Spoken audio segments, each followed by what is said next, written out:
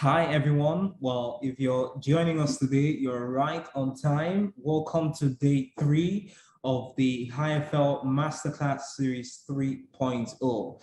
Well, if this is your first time joining this Masterclass series, well, you've missed it just a little bit.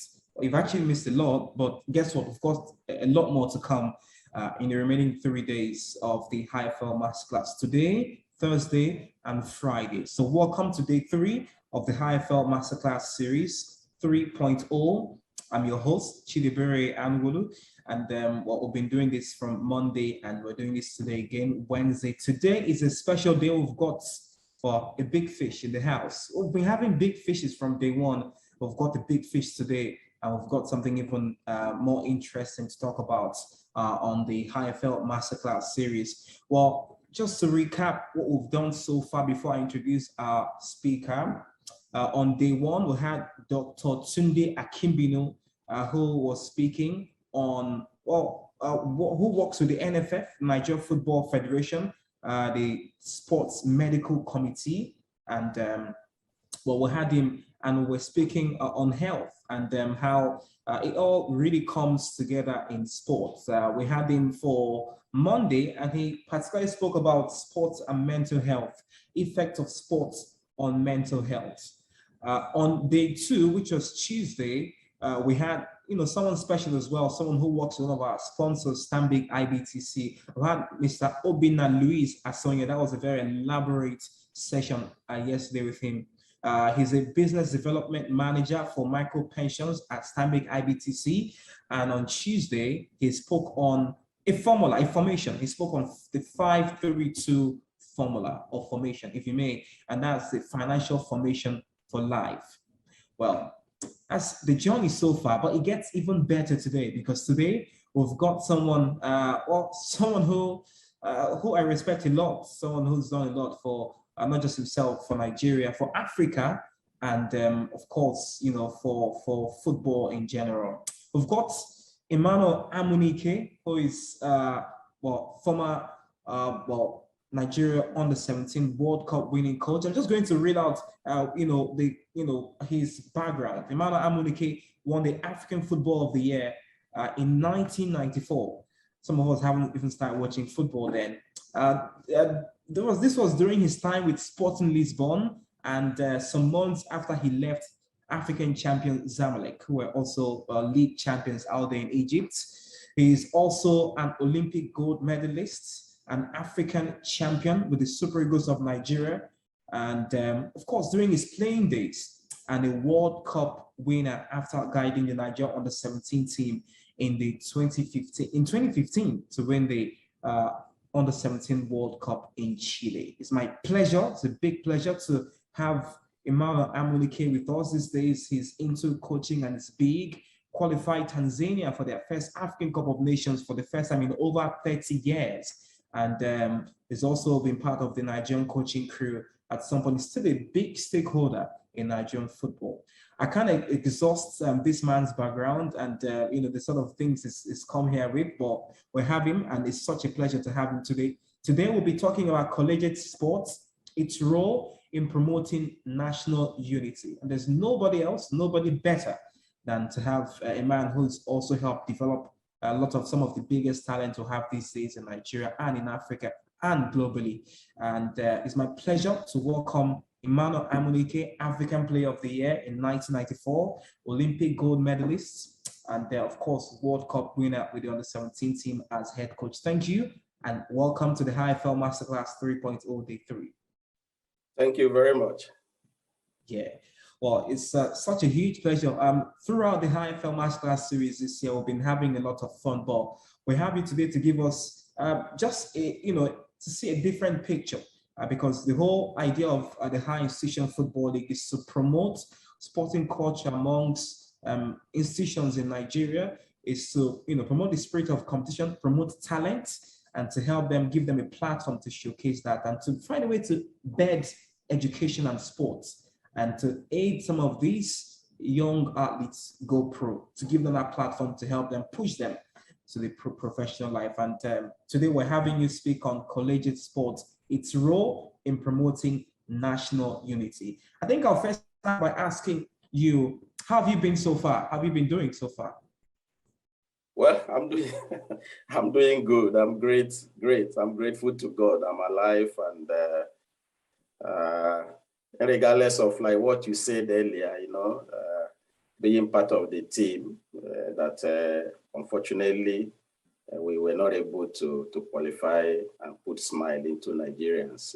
I think apart from that, also I went emotionally. I was down in times of when it comes to the game, and when it comes to what attached to Nigerians feeling. I'm so passionate about it, and but unfortunately, things went the way it went. And but I'm okay. I'm okay. In every journey of a man, there must be a moment like this.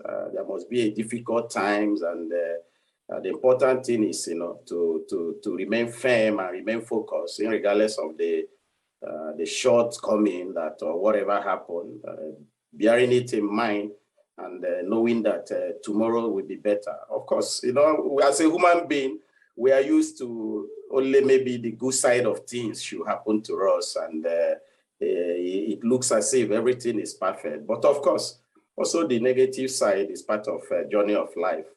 It also, prepares you to, when you start seeing those things in the future, you can actually know what to do in times of decisions making, and in times of other issues that you can apply. But apart from that, I'm great.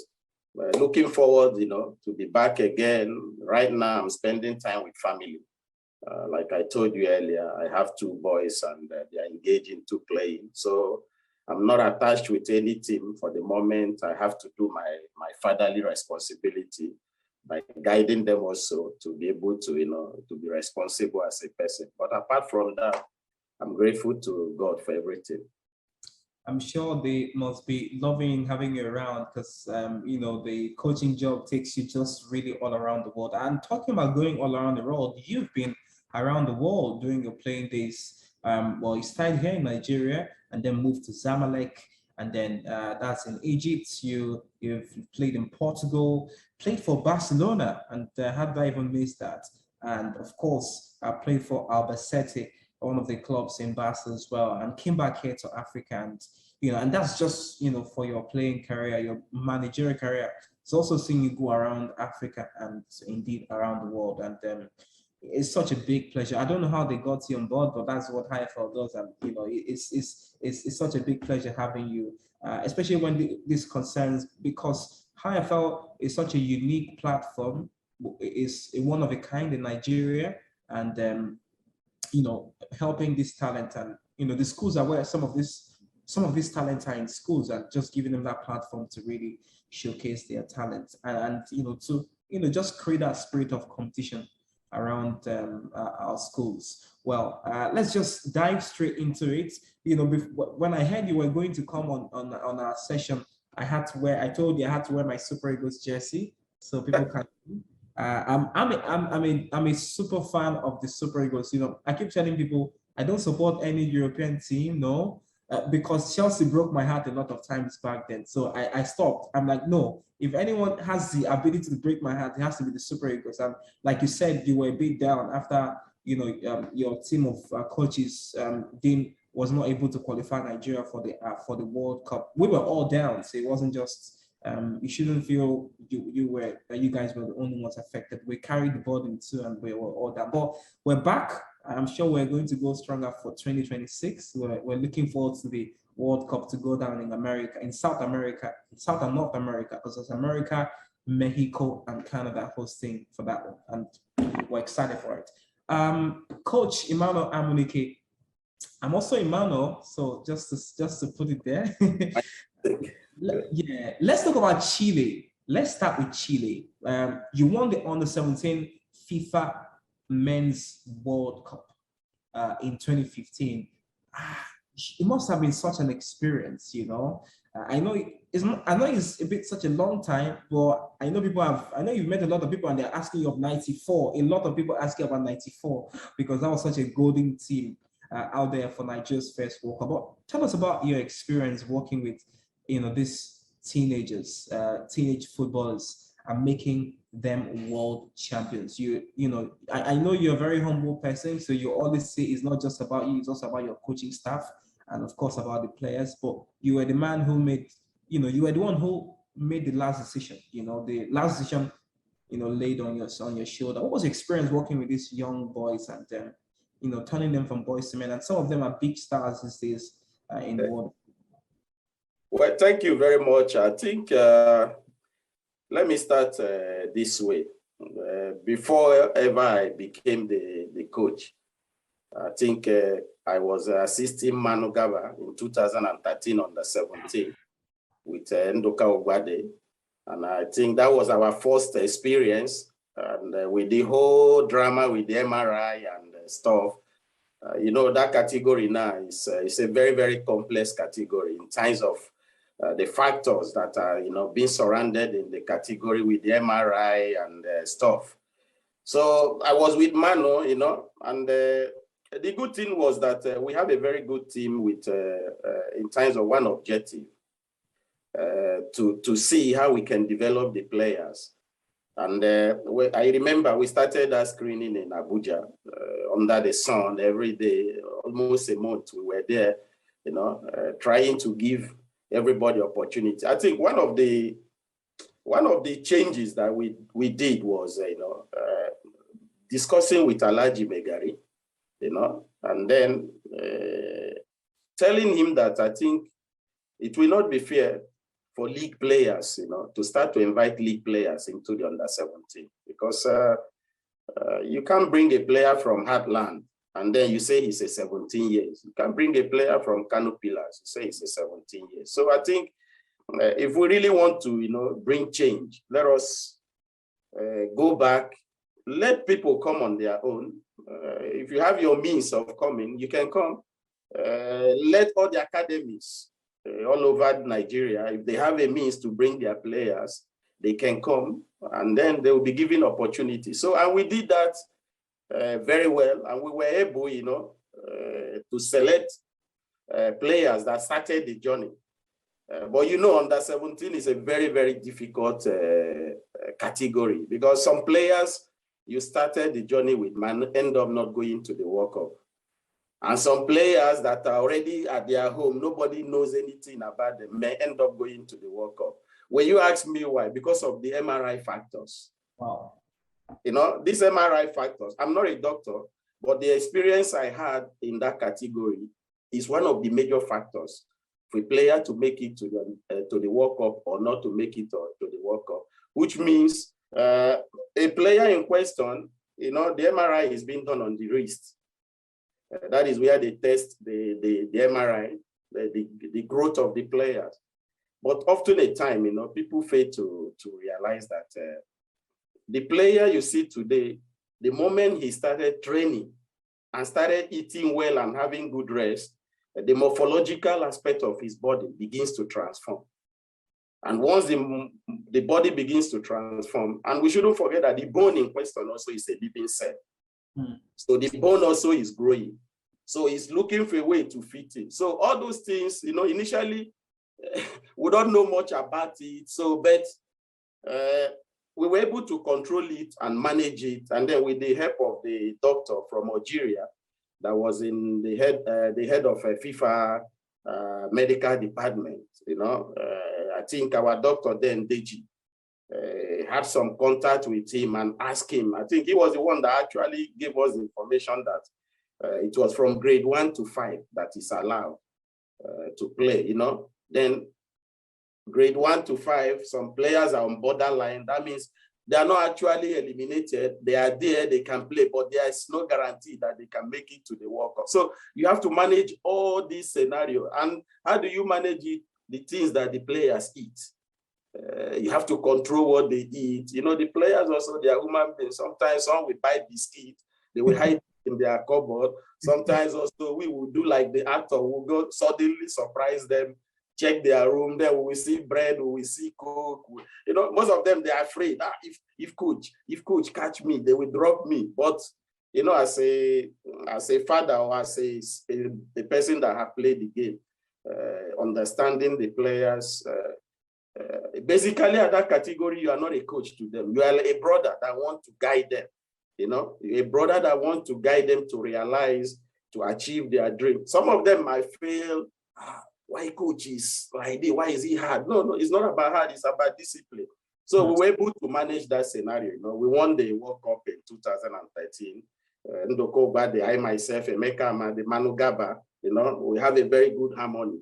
And then we decided that not everybody should go to the under-20 because they wanted to move the team to under-20. So we decided that, no, we should split.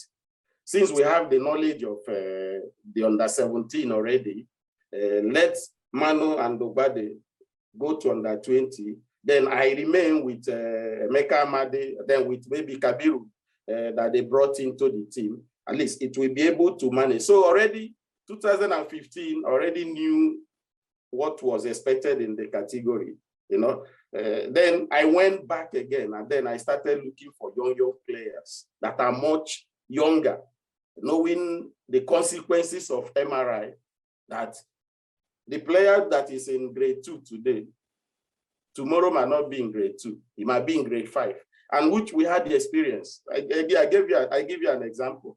There was one goalkeeper, he's supposed to go to World Cup 2013.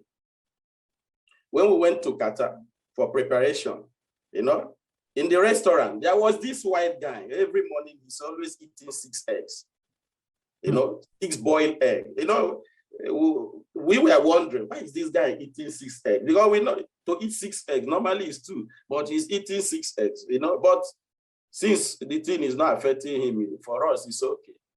So this player in question is in grade 4. This goalkeeper is in grade 4. So when we came back, and then we had a break of 2 months. Wow. When we came back, and then we did MRI again, this player in question is in grade 6. Wow. So people were wondering, what really happened? We asked a lot of questions, what really happened? Then later we discovered that every night he was going to Meti to ask for 6 eggs, and they prepared for him and he was eating. So, but actually, the player in question, because probably maybe he was not well educated, which is for me personally, I have always emphasized that the people in charge of our football, they should make it a mandate, not to educate only the under-17, they should educate Nigerians. Because you see, the under-17 in question, for the coaches, it's not easy. There's a whole lot of controversy. Everybody had his own interest. Yeah. Even some people, they don't even look at if their players are good or not. The moment you don't take their players, the coach has collected bribe, the coach has done this. But people don't really understand, or when the player failed MRI, they say, the coach don't fail the players. But people don't really understand the factors. Yeah, just to get your point though, MRI, a player failing MRI does not automatically mean the player is overage. No. Okay. We thought, respect to my own level of understanding, maybe some doctors can verify, because you see, genetically we are different human beings. You see, as you are today, you might find out that when they look at you genetically, you find out you are not even having the genetic of your mother or your father. Maybe genetically you are carrying the genetic of your grandfather. So humanly we are different. And adaptation also are totally different. So you see some players, they grow quick, boom. And you see some players, they come gradually. It's the same thing that goes into football. There are some players that develop so quick. And there are some players, they develop gradually. But go on. Just to follow up on that, basically you had issues with the MRI when you were trying to gather that squad for the 2015 under-17 World Cup, and when you found a way. We had, but we were much better informed than 2013. And we were much better prepared, because already now both I myself and Kabiru and Emeka Amade, and then with the team doctor, with the team secretary, we were more prepared. We were aware. We know, okay, this level, this and this is what we have to do in terms of their food, what they take in. It was well controlled. And that was why most of our key players, I can tell you, I remember before we went to Niger, you know, a lot of people were saying, that team, what happened to them? You see, before we went to Niger, an MRI was done a week to the tournament. And most of the key players in that team that played with me throughout the whole qualifying, probably those players then, they were in grade 5. Wow. You see, then it affected half of the team to Niger. So what we did was we look at the players that are in the NFL, because there is no time, no room to begin inviting new players and start seeing. So what we did, basically, the players that were in the NFF program under 15, I discussed with Oga CG, who was in charge of the youth football then. Then we just brought all those players and then look at the ones that can fit in. We mixed up the players. We went to Niger. And we went to Niger and we played. This is the first major experience for those players. So most of them, basically, they could not fit in. But you see, that's a part of the job. It's part of the game, it's part of the job. So we were able to manage. Our objective in Niger was not to, I have to be honest to you, my objective in Niger was not to win the cup.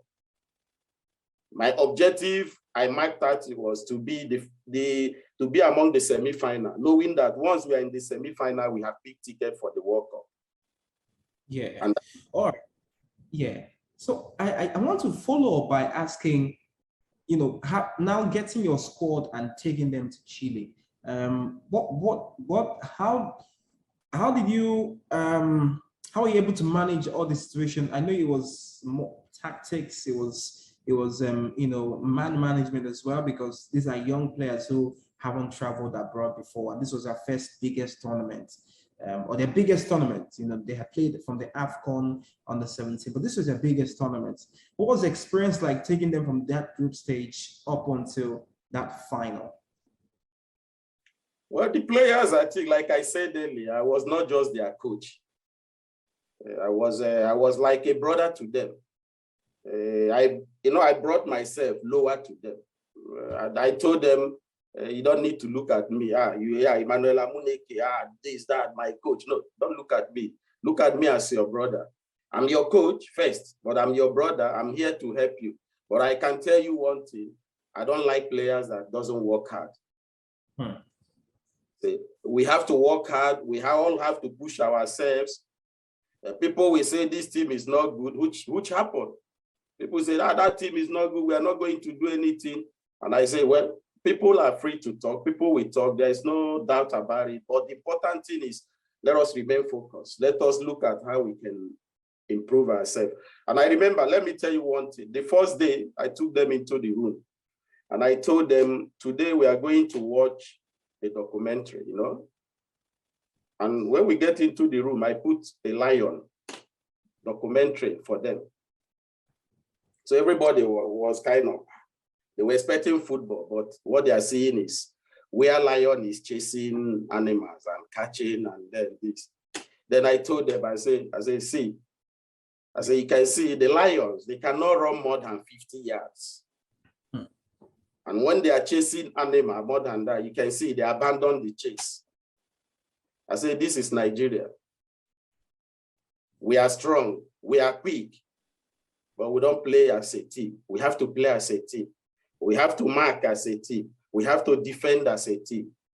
Then I told them, don't bother about that. I will come up with a plan, how we will play, how we are going to defend when we don't have the ball, how we want to attack when we don't have the ball. Then we started working. We started bringing the ideas.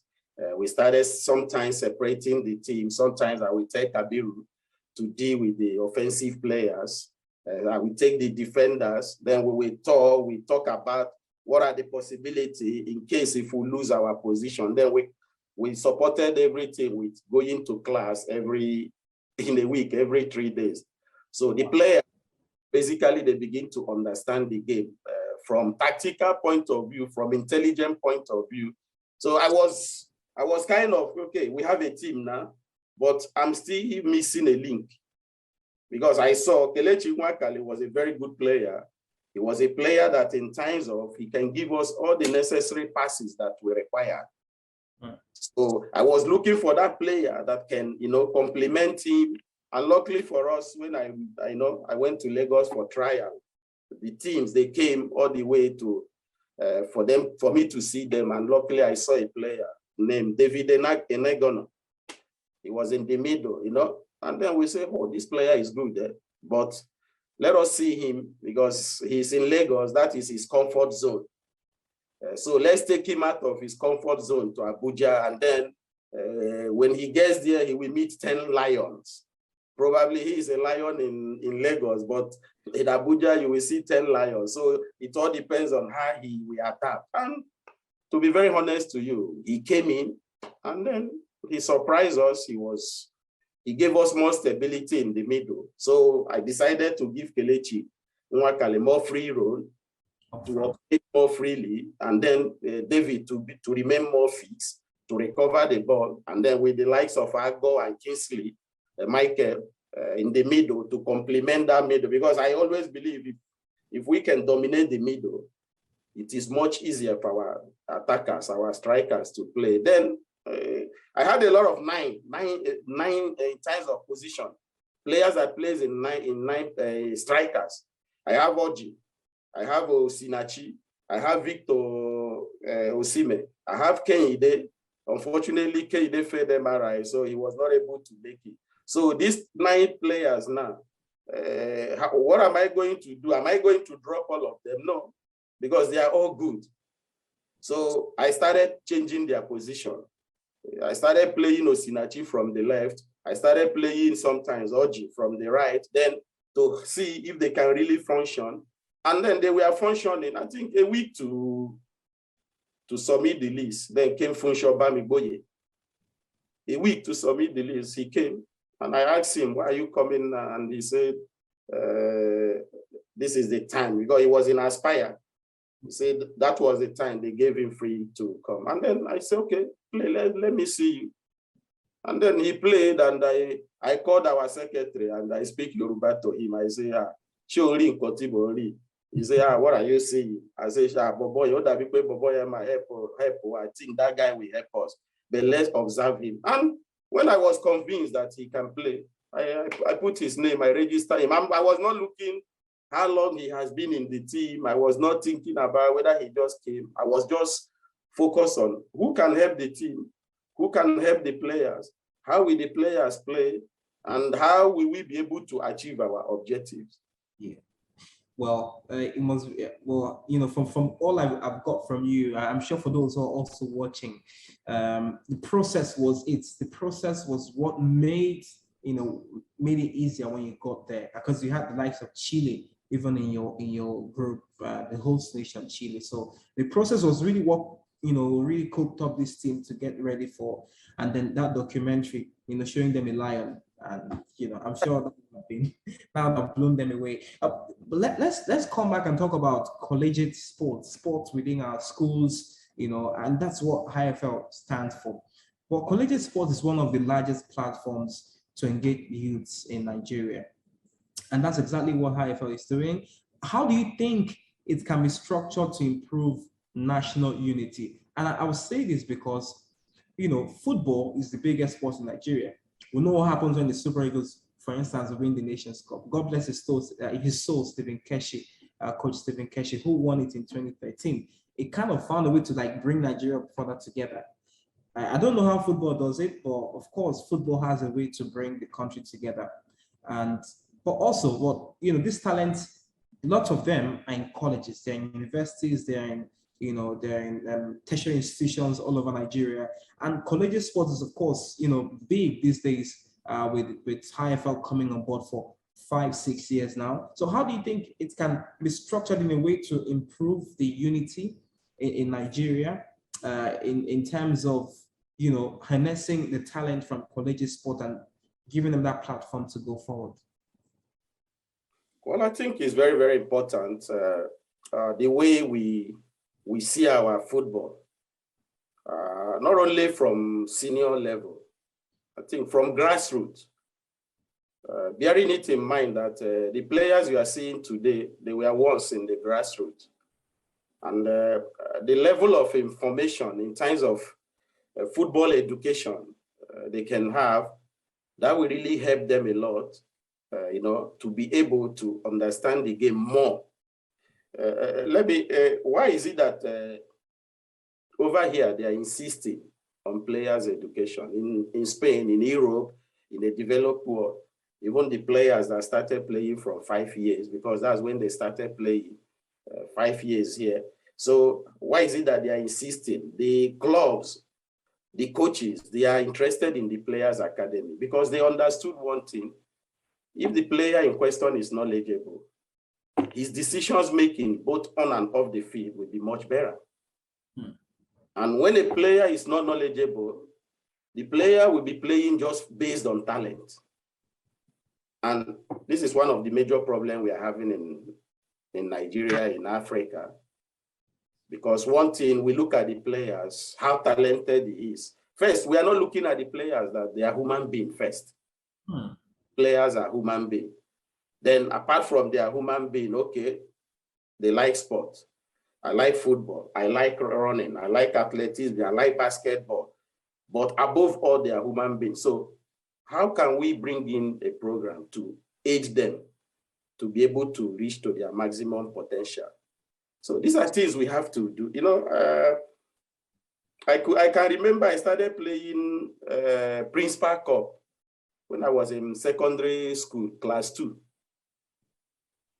I was so young then, and I don't have much strength. But you could see the passion and the desire in me because I wanted to play. And there was this platform through Principal Cup. Most of the students are engaged in their school activities. Those that want to become different things, they have their own engagement. But unfortunately, suddenly, we have lost all those things. The Principal Cup today, probably, they are trying to rebuild. It's not what it is in the past.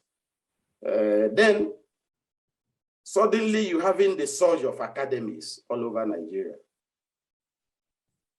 These academies you have,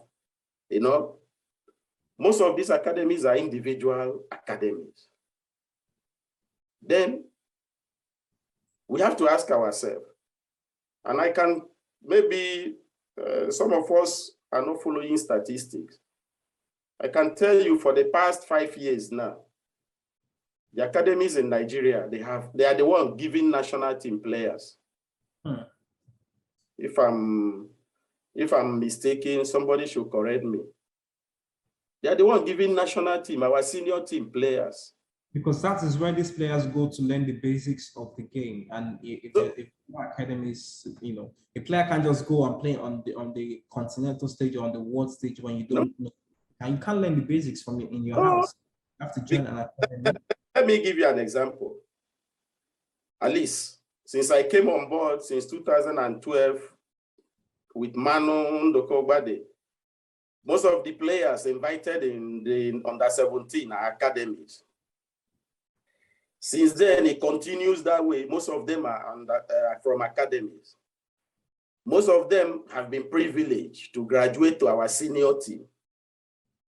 Like I said, adaptation is totally different. Some adapt quick, some adapt slowly. Some are still on their way coming to the senior team. So when we ask ourselves, what are things that we can do to really help this academy, since they are the one giving us players? So basically, we might not have the money to give them, but we might create a program that can educate their coaches, that can educate the academy's owners, even the players. If we have a problem, I know we are human beings, we deal with a tribe, our race, our religion. It can be simple. And I have always emphasized, if I have my way, this is what I will do. Yeah, you said something earlier, and you said these players are first in Nigeria or in Africa generally. We look first at talent instead of looking at, you're a human being first before you become it.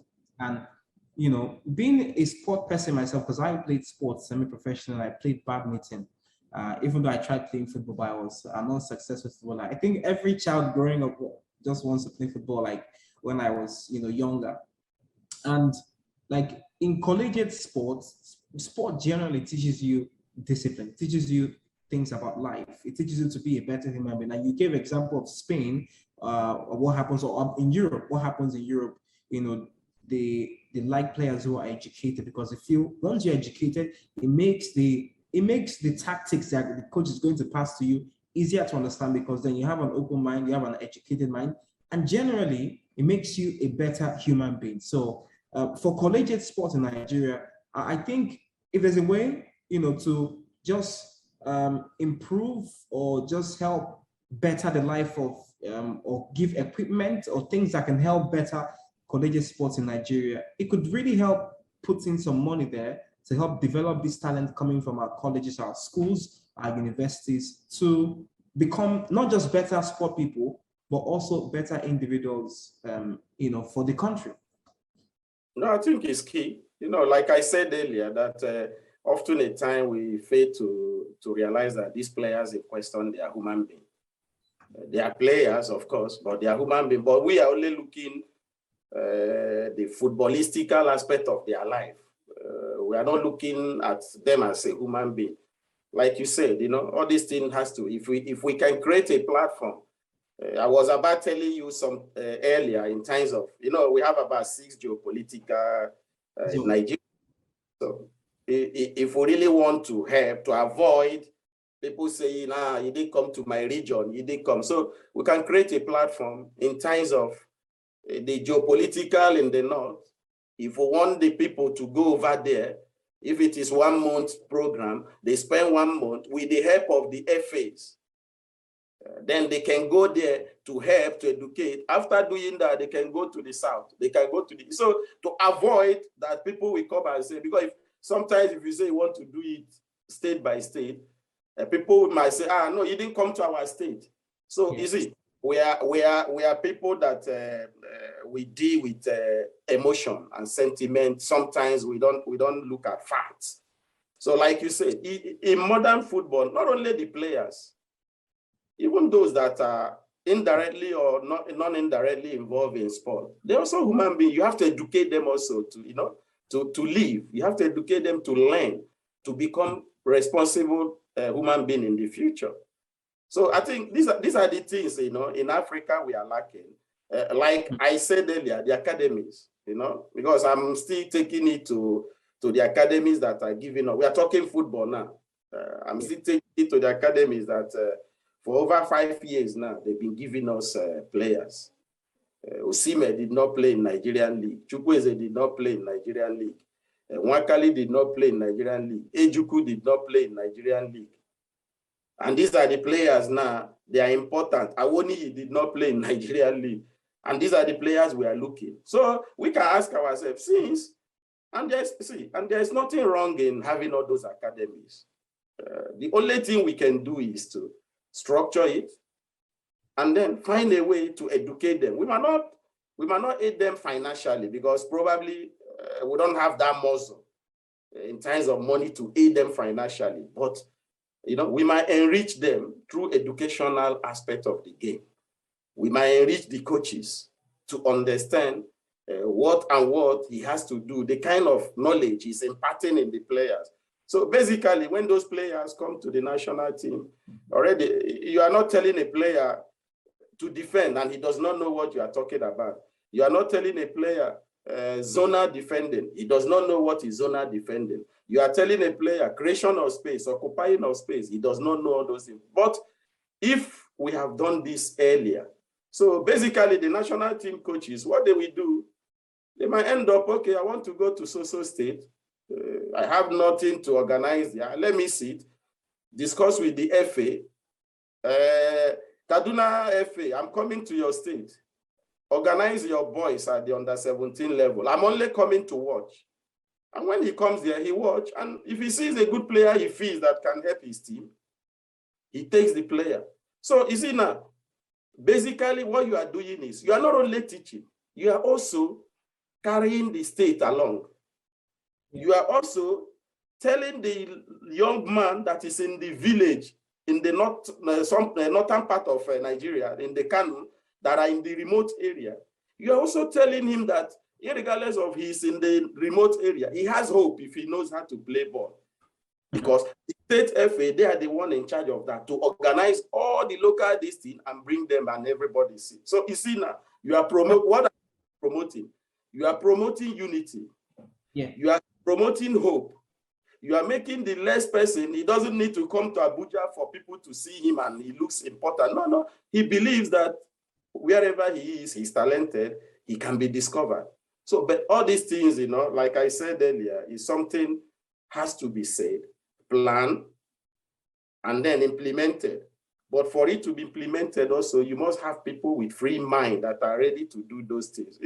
It's not just we talk about it and then it looks beautiful on telly, but how are we implementing all those things? And do the work, do the dirty work.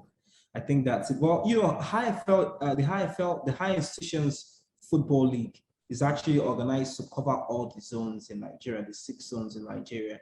And, I think from all you said, also saying that these coaches should also watch some of these players playing in these leagues, because we have good players playing in our, in our schools, in our high institutions.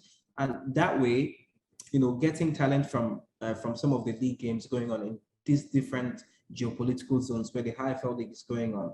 And I'm sure you've been talking a lot about academies, because academies, is what's been feeding the national team. And yes, if these coaches can spread out and really watch them from these different zones, and you give that example of sharing into different zones and then doing a program to educate people in these zones and then going there to pick talents. And that way, from what you just said, it can help national unity. Everyone feels they're part of the building process to be the next Super Eagles or the next, under 17 or the next dream team who are going for the Olympic Games. Thank you so much. Well, so far, we'll be speaking to Coach Emmanuel Amunike, who is an under 17 World Cup winning coach. He's also an African Footballer of the Year. He's an African champion with the Super Eagles of Nigeria in 1994. He's a former player of Zamalek, Barcelona, Sporting Lisbon, and there's so many awards he's won. He's helped qualify Tanzania for their first African Cup of Nations.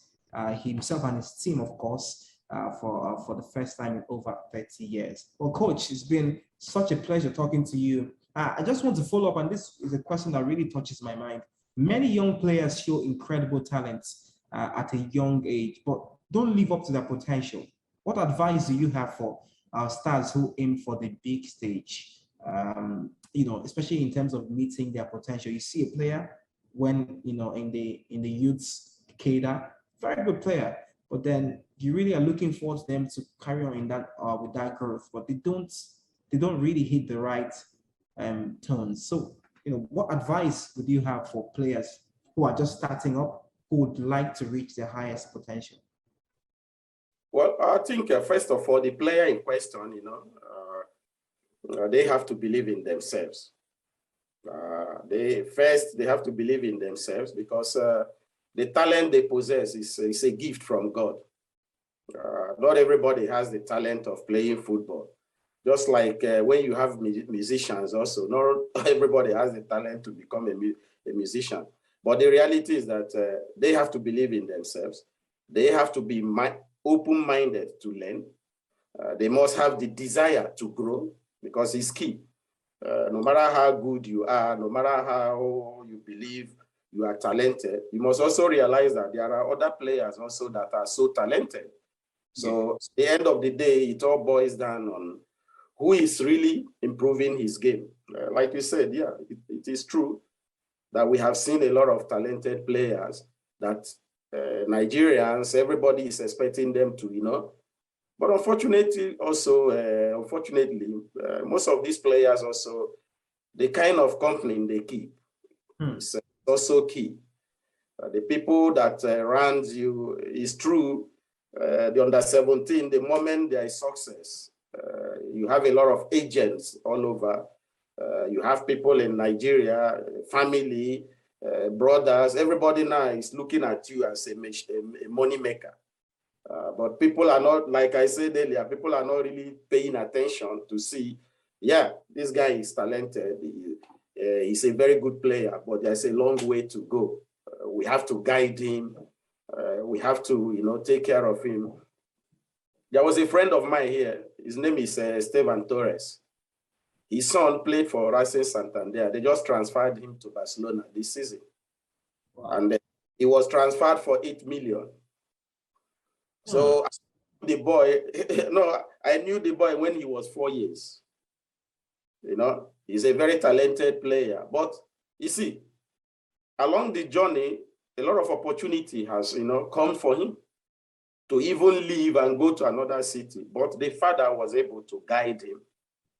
And at the right time, now he's in Barcelona. So what we talk about is not only because the player is talented. I keep on saying, if you are my friend, and if you cannot look at me and tell me the truth, you are not my friend. You know why? Because if you overlook me because maybe I'm a player, I'm famous, people look at me and I'm doing something negative, the day it will affect me, it will affect you also. Because you're a friend, you are close to me. So the problem is most of these players, people don't look at them and tell them, no, this way. So what people are looking for, he's famous, he comes around, he drives big car, he's this. So no, we don't need to tell him so that he won't be annoyed or he won't be offended, no. So we have the right to tell our players, we have the right to tell them. Osimhen, when we were in the camp, I was wondering why Osimhen is behaving, because he was so aggressive. Yeah. Well, I think he was aggressive. Okay. Well, I'm sure we'll get him back in a bit. Well, that was we'll be speaking to Coach Emmanuel Amunike, and just like I reeled out some of his big portfolio, he's an African Player of the Year. So when he's speaking, he sure knows his onions. You don't stumble to win the African Player of the Year award. You've got to work for it. Enjoyed some of his best football playing for Sporting Lisbon, and you can check out some of his videos. For some of us who didn't watch him play, you can check. A call came in. Sorry. That's perfectly fine. I was busy telling them about your big portfolio. I can't exhaust it. So as I was saying, I was wondering, why is he so aggressive, even in the eating, But we make inquiry and we find out why is he like this, and then you can understand where he's coming from, his background. Then we have to start to teach him, to talk to him, to let him to realize. But like I said, what I'm seeing with Osimhen is nothing new to me, because from day one, he's a player that is always open. He wants to play. He doesn't like losing in the training. He wants to win every training. In the game, in the match, he doesn't want to lose. So his attitude, for me, what I'm seeing is great. So like I'm saying generally, even some of your colleagues that are media, they are close to the players. They also have a role to play. We shouldn't only look at the players because of the moment success.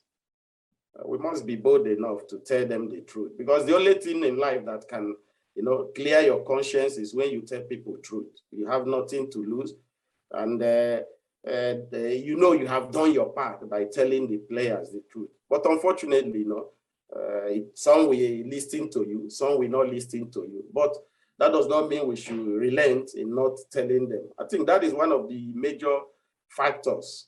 Mostly some of the players from Africa, they never really achieved their maximum height. Potential. Yeah. All right. I think we'll get there in a bit. We'll get him back. He's probably getting a call. All right, Coach. I think you're back. I'm back. Yeah. All right. Well, I mean, from your point so far, it's really just about you talked about the right company, because we've been speaking about players who were so talented when they started off and then don't really hit that right level of talent. I'm tempted to ask you, who is your favorite between Messi and Ronaldo, but I'll suppress that urge. I'll suppress that urge. Because then when you talk about talent and talk about working hard, people think, oh, well, you know, I don't want to go. To be honest, I love both. I love both players. Messi and Ronaldo, it will take years to see such rivalry, to see such talented players, you know. It will take years, but those of us that have been privileged to watch them, you know, we just have to, you know, appreciate it. It's like the first time growing up, then we saw Maradona. I could remember that World Cup when he destroyed the English team. And after that, every one of us, we went to the field and everybody wants to answer Maradona. So it's something amazing, you know, seeing these two players being at the top for almost 15, 16 years. It's not easy. It's not easy. Yeah. You know, while you were talking about helping, you know, why I asked you about collegiate sport and how it can help for national unity. I just you know, I got some things pointed out. We've had players who played in the HiFL league who've actually progressed to play either for Nigeria or for different clubs in Nigeria. Ebuka Onigbo played the HiFL league and has joined Kano Pillars. Emmanuel Ogbole is also another player who played for HiFL, plays these days with Nassau United, and he also made Ladamboso's preliminary squad for Wafu. So, you know, it's really this way. These players feel like they are, you know, these people in these regions, and these players feel like, okay, if I follow this thread and I do well, someone will see me someday and take me, and it can help my career. Just to move on so we can wrap up, there's a lot of people who are already sending their questions. We'll take those Q&As. You can drop your questions in the Q&A. We'll get back to it. We've been speaking to Coach Emmanuel Amunike, or African Player of the Year back in 1994. There's a lot of story in you winning the African Player of the Year, but we can talk about a whole lot of things. So I will just try and, you know, suppress the urge again and just focus on some of the questions here. I'm sure you must be tired of talking about Atlanta 96, but it's going to be a sin if I don't ask you a thing or two about it. What went through that moment when, you know, yourself and your teammates made history in Atlanta 96? That moment when you guys were lifting the trophy. Okay, there's no trophy because it's your Olympics. Please get the medal. That moment, and the Olympics is still big today, but I think it was something very special back then. It's still special, no doubt, but back then, you know, Africa was just really coming into the Olympic scene and starting to win. But you guys, that special squad did something very special, and you guys won Olympic gold in '96. That moment, when you got your medal, what was going through your mind? Were you thinking about going back to Owerri and having a hero's welcome? Because I'm from Owerri. I would like celebrating in Owerri. We celebrate when people are alive and when people die. That's the unfortunate thing about Owerri people. Thank you very much. What was going through your mind when you got your medal? Actually, what was going through my mind was we were happy that you know, we won the medal. When you look at the journey was a smooth journey, right from Nigeria to US preparation and then into the tournament. It wasn't an easy journey, but the good thing about that team was, you know, I think after '94 World Cup, we had this experience. Most of us, like Omokachi, Okocha, Osondolise, I myself, Uche Okechukwu. So we had this experience in terms of what we have seen in the World Cup. And then Olympic, we try to play as a team. We try to fight as a team. We try to help one another. And I think that really helped us, regardless of where anyone was playing. Then I was in Sporting Lisbon. Uche, I think, was in Fenerbahce. Daniel Omokachi, I think, in Besiktas or in Everton. So you see, we have big names. But the point is, Ikweba then, I think, was in Monaco also. So the fact is that we told ourselves that let us play as a team. It doesn't matter who is going to play. I always remember one thing. I remember the final day. After our breakfast, then Bonfrey came to me and he said to me, that people were complaining that he shouldn't play me. And I said to him, I said, Coach, we are in the final. It doesn't matter whom you want to play. If you decide that I should be on the bench, I will be on the bench. Let us win this tournament. We win it together. We all came here from Lagos to America. So I could have also been selfish, I could have told him, Coach, don't mind what they are saying, don't. But I knew, the team comes first. Yeah. And I gave that. And I was on the bench when he called me to come and warm up. And I warmed up, and as God may have it, I scored the goal that gave us the medal. But the important thing is that, it was a very good memory. And Nigeria were blessed at that particular time. We have a lot of talented players. Even people, Jonathan did not make that team.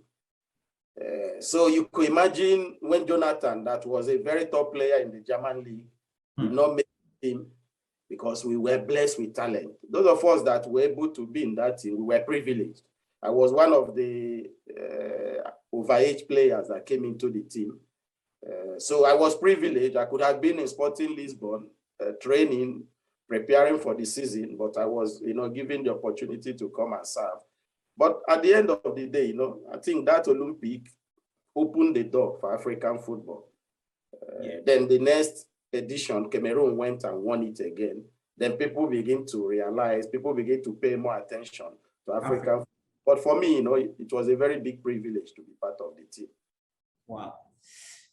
On that day, just to remind some of those who are watching, had Babaya score, Amokachi scored, and then you scored that winner in the 90th minute. And I think it was divine that you sat out the beginning of the game, and then you came on in the late in the game and then scored the winner.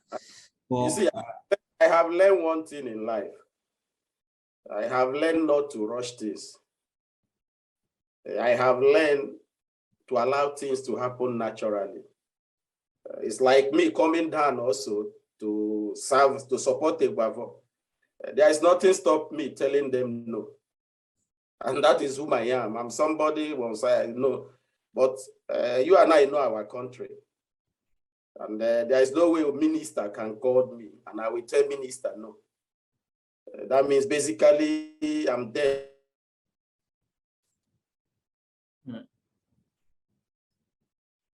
Rooting yourself out.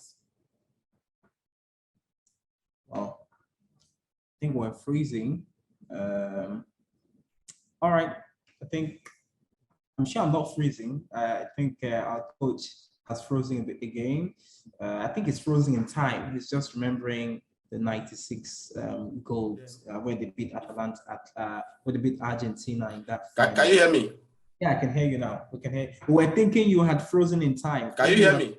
96, yes. We can hear you. I'm not hearing you. Oh, we can hear you. Can you hear me? Okay. All right. Can you hear me? I'm not hearing. Okay. Maybe it's your audio. I don't know if you have to check your audio. Okay. Okay, let's go on a break, guys. I'm sure the guys at the back end can hear me, Tomiwa and the rest of the guys. Let's go on a break. When we come back, Coach, I'm sure you can hear me now. I'm not hearing you. Oh, wow. Okay, we'll have a technical issue. Let's go on a break. When we come back, let's hear from our sponsors, and we'll come back and then we'll wrap things off here on the HiFL Masterclass Day 3. And then, today we've been speaking to Coach Emmanuel Amunike, a World Cup winner as head coach of the under-17 team in 2015. He's an African Footballer of the Year. He's also an African champion with the Super Eagles of Nigeria, an Olympic champion, and he's won a whole lot. Won the league title in Egypt with Zamalek.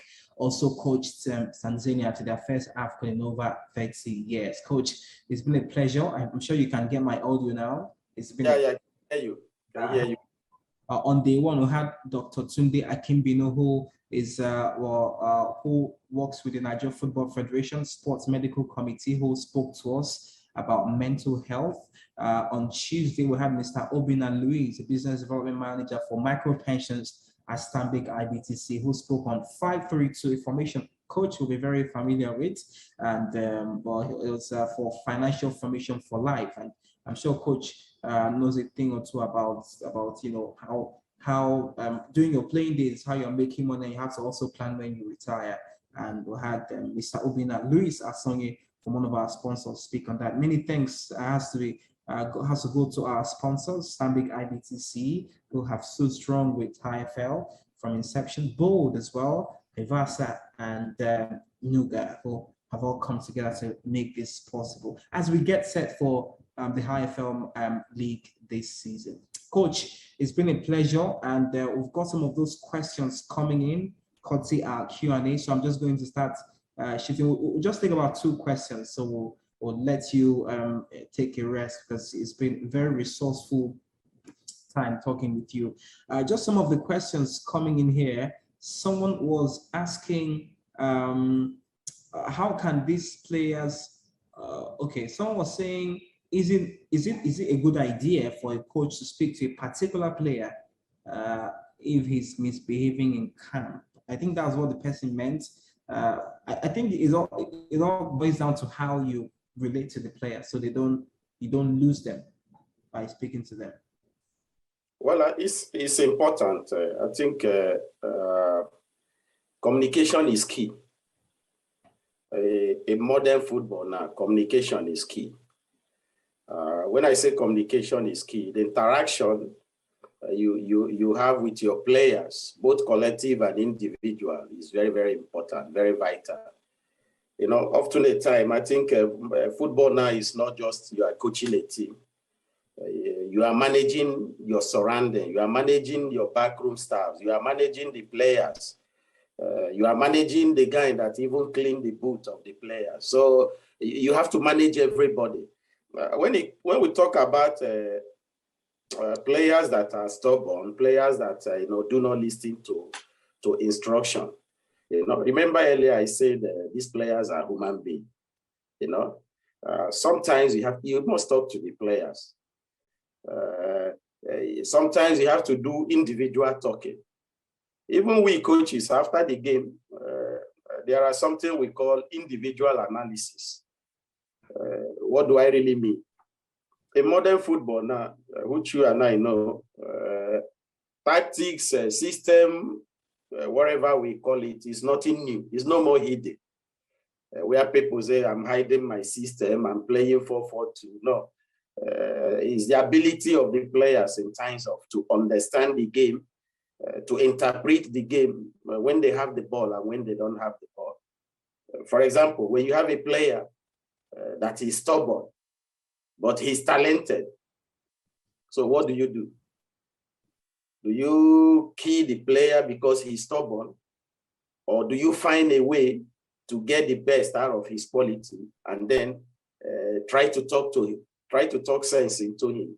Football has gone that era where a coach you fight with your players, or because this player is stubborn, you dislike him. No, you must have that man management. You must be able to manage your players. You must be able to, treat everybody the same.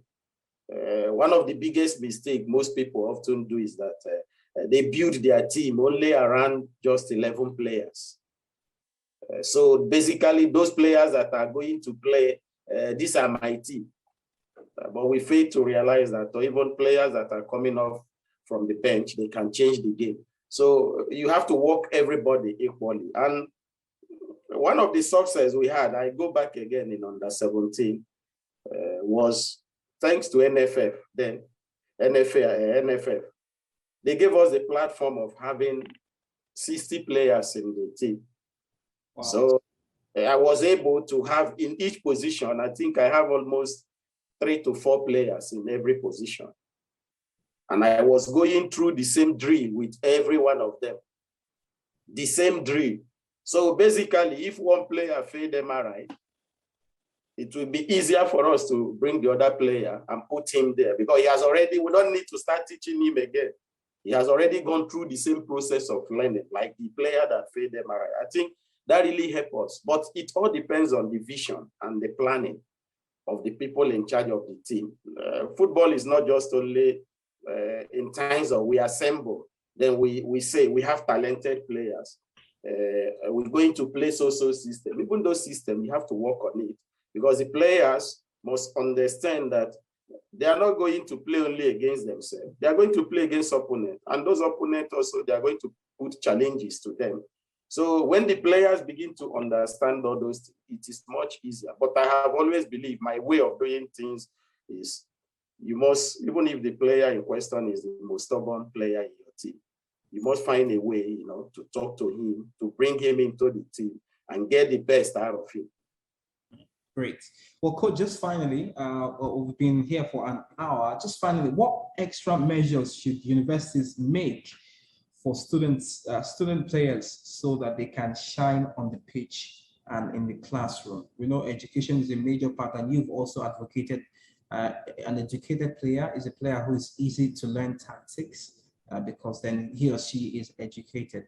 So, well, is there any extra measure you think universities should make for student players to, so that they can shine on the pitch and in the class? Sometimes it's not finding I think the extra effort is that even the coaches also, they have to continue to develop. Because when a coach is more knowledgeable also about the game, it will be much easier to impart knowledge into the player. So the players in question, they cannot come out and develop themselves. Someone needs to develop them. There must be a direction, and someone needs to guide that direction. I can tell you as a player, if I come out to train and you say, let's play 2-a-side every day, I will be happy that we are playing 2-a-side. But the moment you talk about tactics, the moment you talk about the physical aspect of the game, then you can start seeing the players, they don't want to run because many players don't like that. But of course, there must be somebody in charge with knowledgeable ideas to know what he has to use to impart and to develop the player. You might have a player, for example, he's technically talented, but when he talks in times of off the ball, he doesn't play up in times of when the team does not have the ball, he doesn't involve into that. So you have to find a means, to accommodate him in times of letting him to realize that defending aspect also is part of the game, not only just offensive. So, like I said earlier, it is very, very important.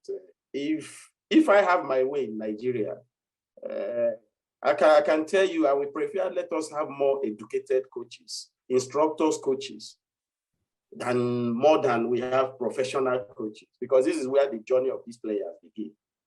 And if we can get those journey right from that category, then I can tell you at senior level, it will be much easier. Because when a player crosses 17 years, 18 years, and he does not know tactical approach, he doesn't know tactical words. When we talk about tactical in terms of ability to interpret the game from tactical point of view, from positional point of view, then you want to start teaching him from the age of when he's 20 years, 23 years, what is tactics? Except the player in question is an open-minded person that he wants to learn. It is very, very difficult because the mind is telling him different things. That is why at that early age, you have to start to build the players gradually by introducing tactics, by introducing a positional play, by introducing a lot of law of the game that will really help them to grow with it. And then by the time they are getting up to 14, 15, 16, they have already know what is being expected from them. Great.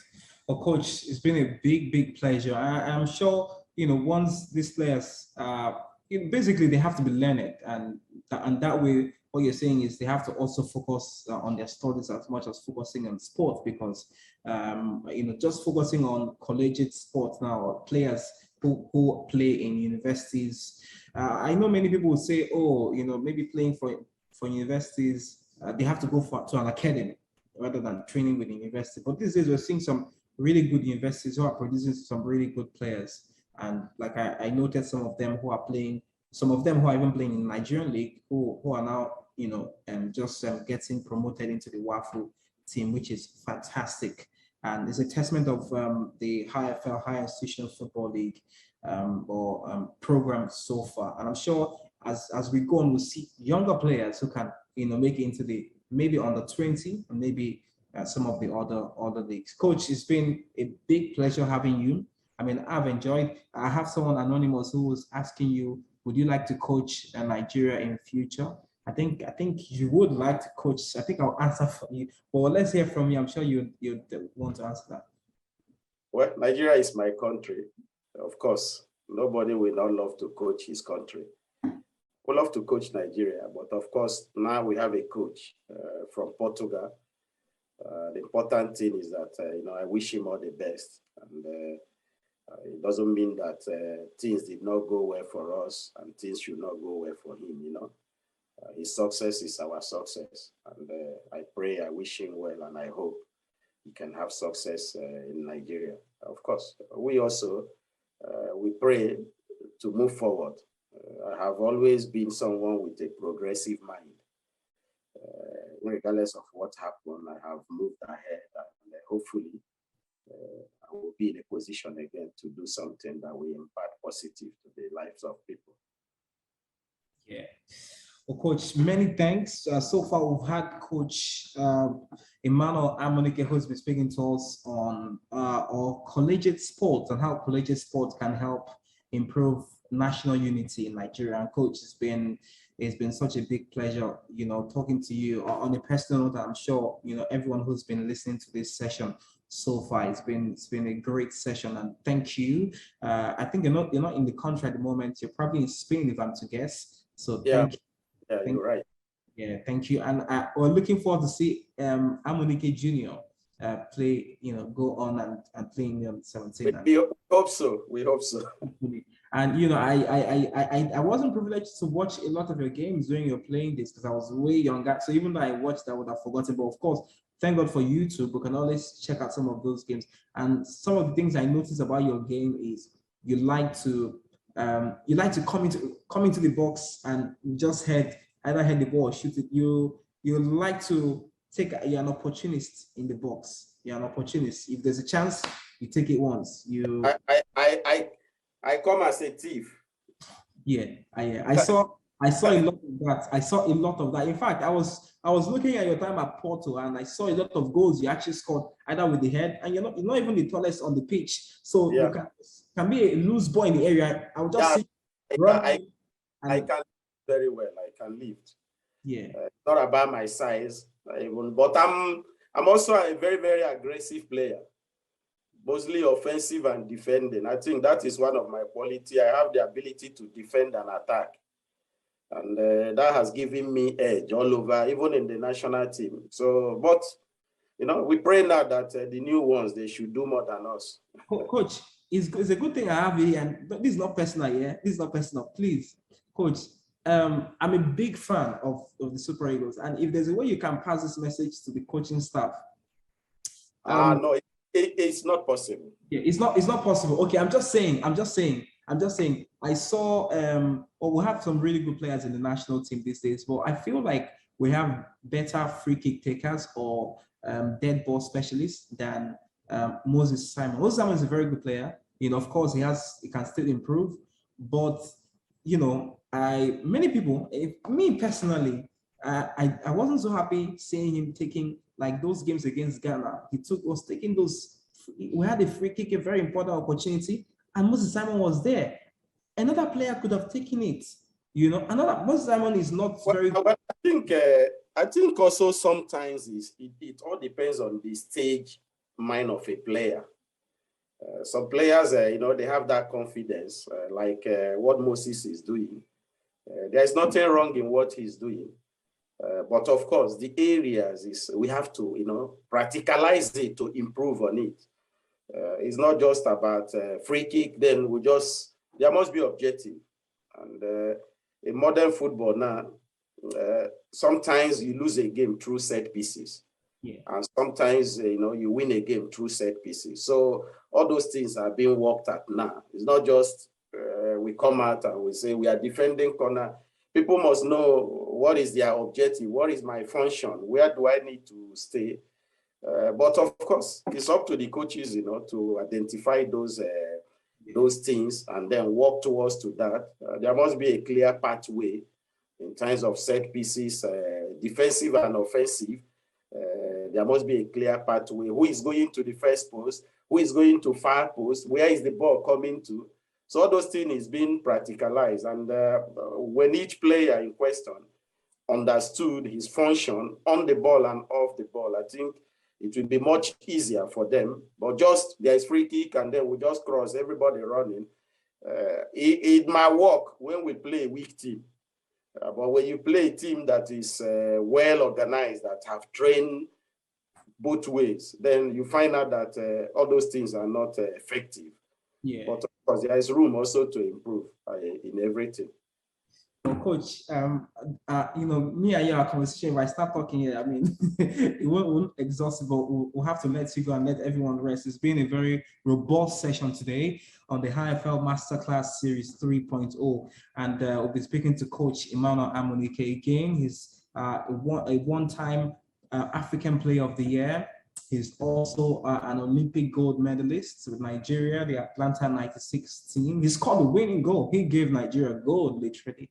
And of course, he's a World Cup winning coach. He's achieved excellence at every level of his footballing career. And it's been just such a pleasure just entering inside your mind and knowing how your mind works in some of the questions we've asked. So, Coach, a big thank you. I'm sure next year's session would love to have you. We'd love to have you in one of the matches in the high institution football league games. Of course, I'm sure whenever you're in Nigeria, you would love to also come and see some talent. Thank you. Tomorrow, it gets even better on day 4. We'll be talking women in sports. And we'll be having Honorable Ayo Omidinro join us on the session. Women in sports, a progressive future.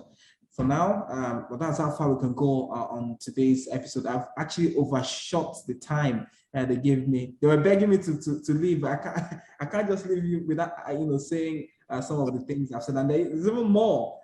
Time would not permit me to say. But Coach, thank you for this session. It's been a robust. Thank you. God bless.